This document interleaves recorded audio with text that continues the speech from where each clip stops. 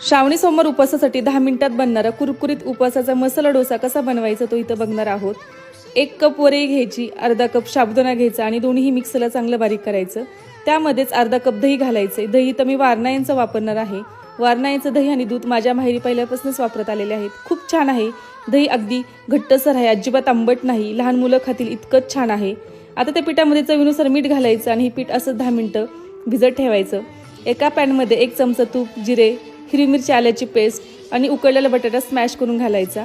त्यामध्ये चवीनुसार मीठ घालायचं आणि बटाटा चांगला परतून घ्यायचा। 10 मिनिटांनंतर पीठ चांगलं भिजलं की पीठ चांगलं मिक्स करून घ्यायचं। डोसे करत असताना तवा चांगला गरम करायचा आणि मग डोसे करायचे।